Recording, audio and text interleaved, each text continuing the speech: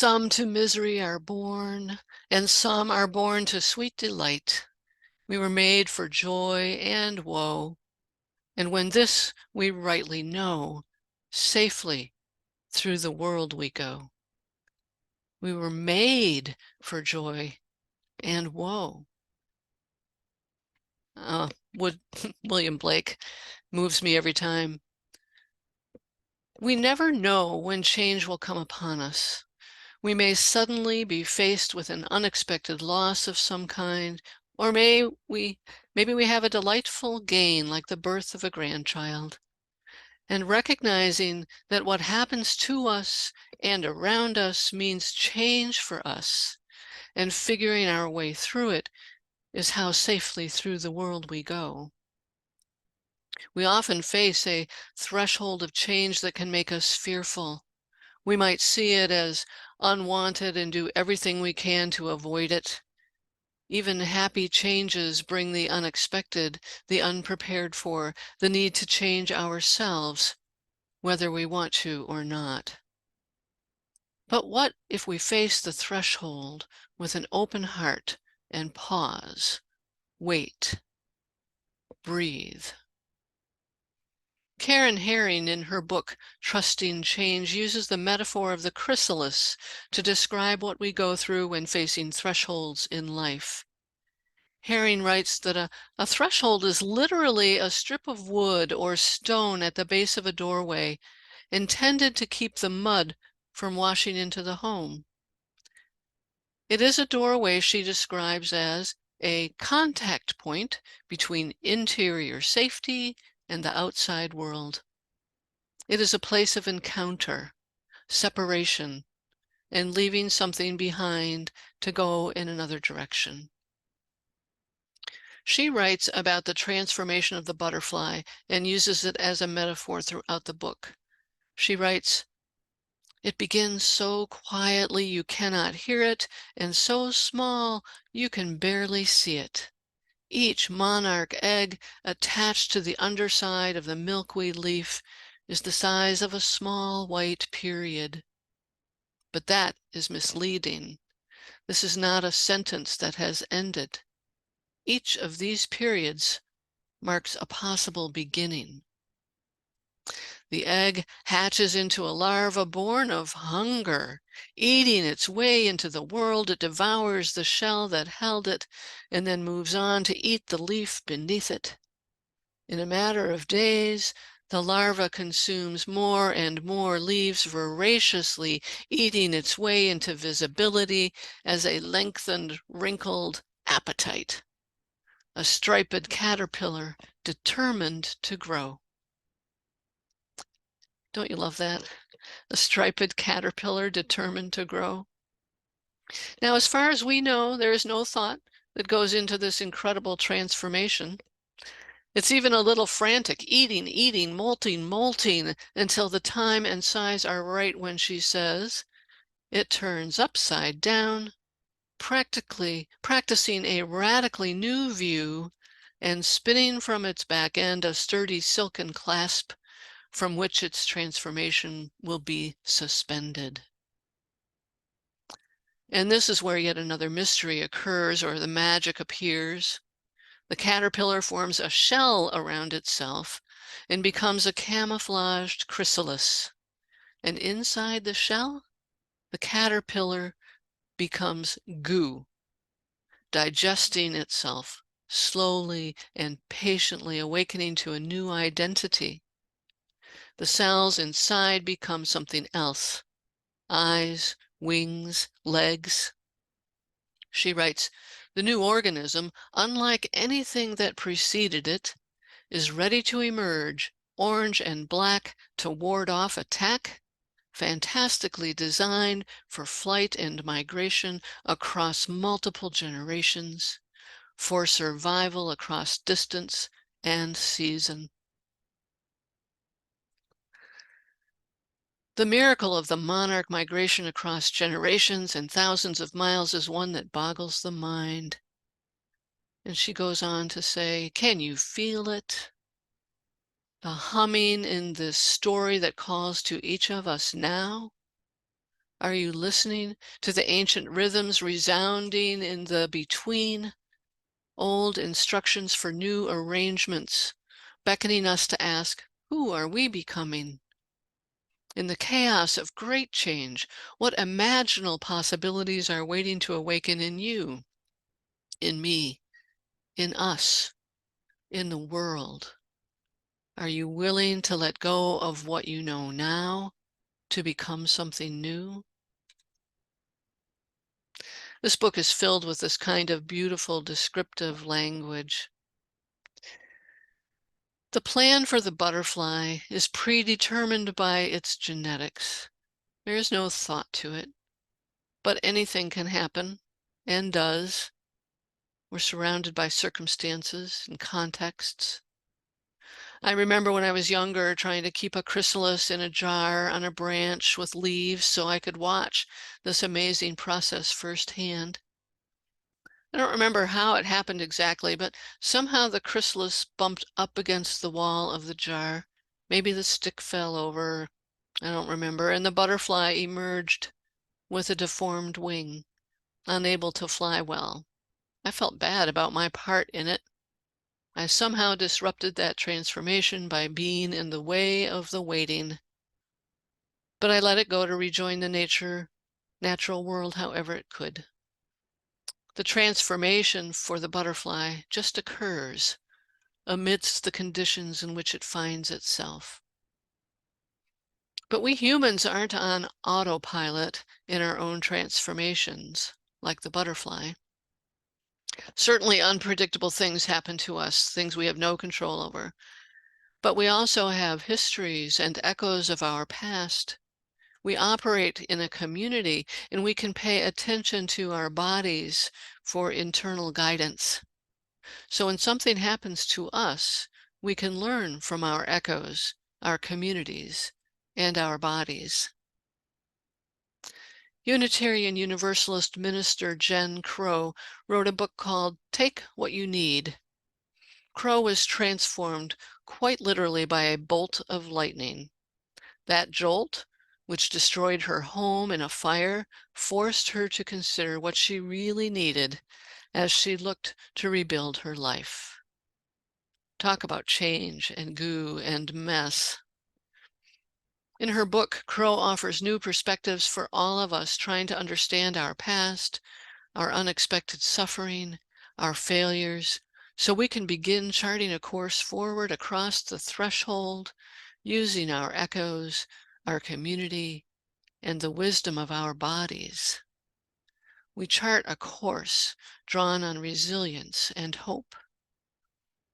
How we respond to the unexpected twists and turns of our lives, our resilience, is shaped by our spiritual values that sustain us and the people who support us. Now, Crow has been a recovering alcoholic since her high school days. She tells the story of how she was hospitalized for her illness. When she got out of the hospital, she was allowed to go home as long as she followed the rules. It was that, or go to the state hospital, and she knew what that meant. Going home meant she also got to go back to school. Well, she was repeatedly underestimated by a condescending high school principal who told her she couldn't do what she yearned to do, which was finish school and go to college. She wrote, "When I heard the principal say I couldn't do it, I rejected that. I said, no, I am coming back. People have been investing in me, and I'm not going to let them down." Crow recognized the spiritual value of connection and of echo. Crow writes, "I get the honor of holding so many people's stories. I have learned that everybody suffers, and much of our suffering comes from the stories we tell ourselves and others. When we focus our attention on the fire and forget the people standing right in front of us with hands extended, when we pause long enough to listen and get curious enough to question, then we can shift the story in life-giving ways." pause long enough to listen and get curious, long enough to tell a new story. That chrysalis is clearly pausing and becoming a new story. That is what it means to cross the threshold. I'm going to invite Kim now to share a video using the poem The Journey by David Whyte.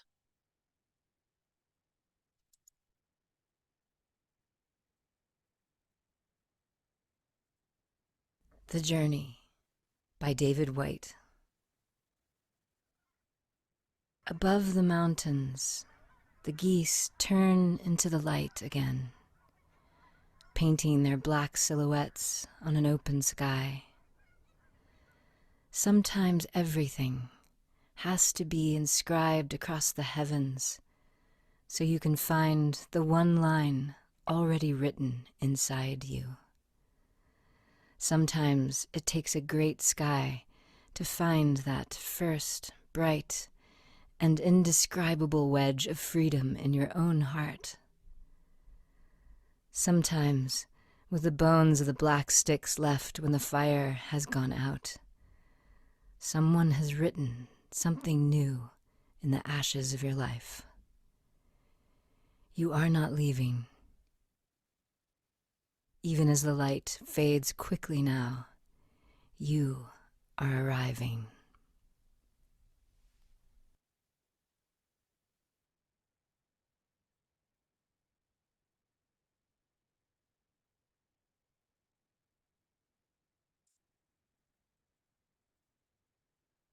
Sometimes someone has written something new in the ashes of your life. Herring identifies three principles that I've already briefly mentioned that we need to bring to mind as we enter threshold spaces. First, we hearken back to previous experiences or changes, and sometimes those echoes or reverberations are stronger than the original experience. What will it take to write something new in the ashes of your life? Changes that are happening around us in community or in the world might amplify what we're going through personally. I think about the pandemic and how it affected our work relationships, our friendships, our lives. It had to affect whatever changes we were facing. Learning to pay attention can help. How can we affect that rhythm of change? In trauma response, they actually recommend humming or rocking as ways to try and affect the rhythm when things are out of whack. The second principle is to know that we are not alone. Change in us is not like change in the caterpillar.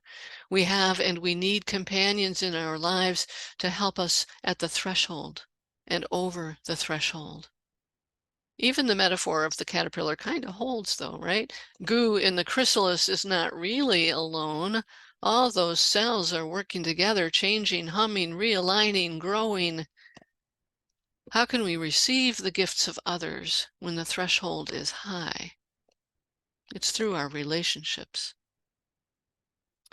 The third principle is that we need to learn to listen to our bodies. There is wisdom held within.